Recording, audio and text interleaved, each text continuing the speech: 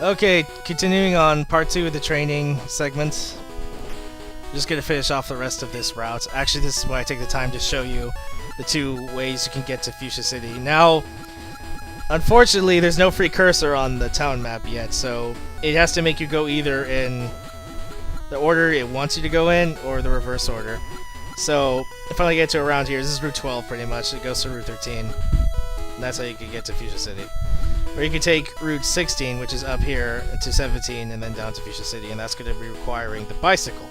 Now, I put the bicycle away because it was taking up space, and I had the 2x movement because of the duo. But what I'm going to do eventually, I think is in the next video, is I'm going to be able to get the bike. Actually, no, it's in the middle of this one. I skip it because it's so neat. I get the bike in, and then we just go in from Celadon down to Fuchsia. Now, do you believe these, oh gosh, here we go. Oh, there's the other sleep move. Sleep techniques for the win. Oh, there's your favorite. I love this sprite. I love it when Muck uses this. I was really confused when I saw this sprite at first. I'm like, what? It's really confused too. Yeah, now it's confused. Like, oh, just hit it. Oh, no. I still remember when Muck used this. I couldn't kill it because I couldn't hit the stupid thing. Ever. It was ridiculous. And it did it twice. Oh no. Ah, his kid still hurt himself. Oh no, it's confused no more. Wow. So it has +4 evasiveness. I actually managed to hit with a fuse ray, don't ask me how.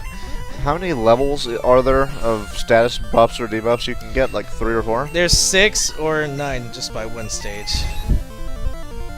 So anything that says, you have to go by the text, you have to know this eventually, is that when it says just lowered, that's 1 stage. When it says greatly, that's 2 stages. 3 stages don't come in until like Gen 4 even though like. Now, we can learn Hypnosis. And I think it's more beneficial to have it in Confused Raid. You'll see why a little bit later. Because Haunter will eventually learn Dream Eater. Yeah. And because of how awesome Hypnosis seems to be with this. You'll never get it. Well, it's not as often as the freaking AI does. Yeah, just nuke the rat. Psychic! Unnecessary powers, unnecessary. But oh, so enjoyable. Vulpix, we had you. Now we don't. Rattata, Vulpix, Rattata. That's a lineup. Lineup of champions. See, this is another example. Knife Shade's a ghost type, but Rattata is normal. Technically it should work, but like we said, it's an effect, so there he goes his health. Yay, different damage dealing ways. So yeah, there's a couple of lasses, some more bird keepers down here. Oh gosh. I don't know if this is the second one that does this. I don't give it a chance, I don't think. Oh, okay, good. Pretty sure I just knock it out now. Unless my speed falls. Your speed Oh fell. no! Your speed fell. This is the second one. Oh, so here we go again. Well, at least we got one covered for each training video, so in case somebody wanted to just go straight to the second one, that's why. Oh, it died. Okay, yeah, it looked like it was gonna start again. Oh, nah, another Poliwag. Maybe it's this one. This better not do it. No, it just went working. Well, okay, I can It's only still got another chance. I can only 2-shot it, so yeah. Ah, it didn't work. There you go. Boy. And that's why no one likes tadpoles. A for calcium. Calcium increases your speed, and right now I want that to go to Cheetah. Oh, no, sorry. Calcium. Carbos increases your speed. Calcium increases your special. It makes him special. Special. So bad. Also, luckily, there are no genders in this Gen. Except for the named people that had genders. Just those two. Junior trainer female. Oh, I mean, you're talking about the... No, Well, sort of for the Pokemon and for the NPCs. well, Nidoran, Nidorina, or Nidorino, Nido King, Nido Queen. Well, I mean, aside from the junior trainers in Gen 1, eventually you do get, like, female and male bug catchers and something like that. They didn't appear too much, but they were there. And the same goes for... I'm saying Gen 1. Oh yeah, just these two. In Gen 1, you pretty much had to look at them and see. The Pokemon were just like, whatever genre you are. Hey, you're 35. You're the one away. I would be tempted, if it was a kid, I was like always tempted, if I had rare candy, I would like, I'm getting that started on stage 2. But really, it's best to just hold on.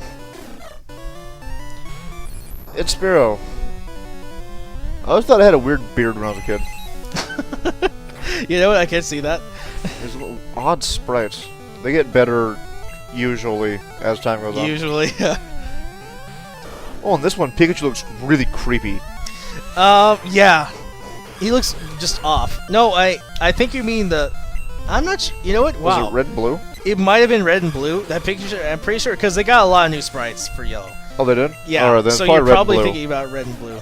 Yeah, it looked like fat. He looks a little bit normal in a lot of Pokemon that did not look normal in red and blue look much better normal. Well, in the sprite I'm thinking of, I think it was in red and blue of Gen 1, was, it looked fat and with its face low. So it's like part of its face was on its chest, it was creepy. Well, I think you're talking about coughing, right? When it had its head. Pikachu. Oh, really? Fat Pikachu. You know, actually, believe it or not, some of the more even weird looking sprites came from the Japanese versions of Red and Blue. Yeah. They even changed some things when they ported it over to English. That's actually kind of a scary thought. Well, the one they ported over is actually their blue.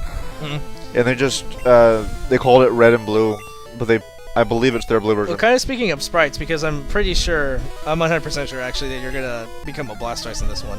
And speaking of sprites, I actually prefer Red and Blue's sprite of Blastoise to this one. Not to say that it's bad, but you look freaking intimidating, that Blastoise. Venusaur was kind of okay. I have very little experience with Venusaur because I just don't care for its existence. Charizard's face sprite, facing it, was pretty cool. It looked like a dragon. It was nice enough. Oh yeah, he's still not a dragon, is he? Well, no, he's not. But let's be honest, it's so stupid how technically being a dragon-type Pokemon trainer means you can use Pokemon who are dragon-like, not actually a dragon. Because lo and behold, for the Dragon Gym in Gen 2, they gave us one new dragon, and it was a part type. It's Kingdra. It's Water Dragon. So we're gonna base the entire gym around dragons now, which is based around one line, which is Dratini and Kingdra. Oh, I'm sorry, Horsey and Cedric count, but they're pure water. They're gonna become a dragon, because that makes sense. Yeah, that confused me a little bit. This is a really narrow selection for a dedicated... Yikes. Lone Biker, I don't know what he's doing over here. He got lost. I guess. He meant to go left. Okay, level 31. Actually, this is a good opportunity for Kate to use Dig on these guys. Coughing's definitely one of the sprites that got improved upon, although I kind of thought in the retro way he looked really cool with the skull and crossbones on his like forehead or something instead of on its belly. I always did think that was cool, although it confused the crap out of me when I watched the anime. Yeah, it did. Like, never mind. I'm like, who's wrong? I don't know what's right anymore. Apparently the game was wrong. Trainer tips. Look to the post on your left, and now I could have swore there was a second hidden item over here, but no, it's just referring to the calcium that I picked up over there. So it's fine. Another bird trainer. What more to say? It strikes me as odd that all the people in the Pokemon world seem to specialize a lot. It strikes you as odd? Yeah. How so? I'm not saying it's wrong. I'm just saying it's like... curious why. Do you say that? I find it odd that it's like... You're a little kid, well, presumably, and it's like, for the rest of my life, I'm gonna catch bugs, or birds, or lizards, or whatever, not lizards, but, you know, just whatever type. Or dragons if you want to be a little bit more diverse, because you can just pick whatever looks like one. And it's like... I kind of see where you're getting at, but, you know, the more and more I think about it, is that both have their advantages if you stay at a specific type versus Well, I'm sure, but variety. everyone except for Gary and Red seems to have one type teams.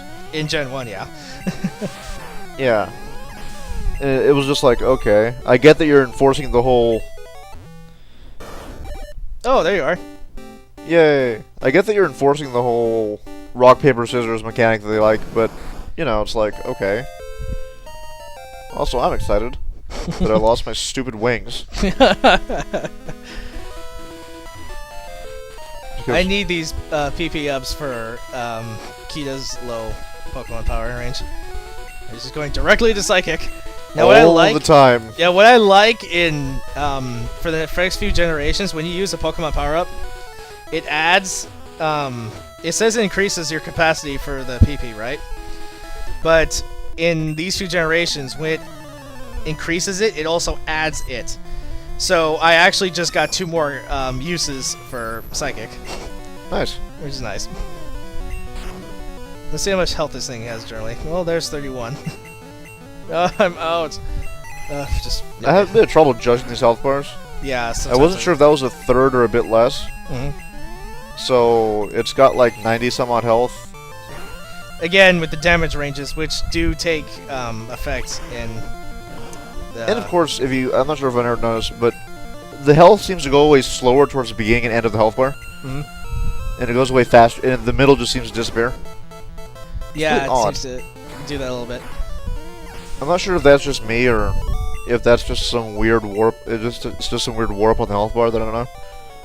Huh. Oh yeah, another bird keeper. I haven't seen many of you around. Have you taught your bird Pokemon how to fly? I really hope so. They don't have much of a purpose otherwise. Although I always like my Pidgeot. Yeah, I have to admit, I really like my Pidgeot too.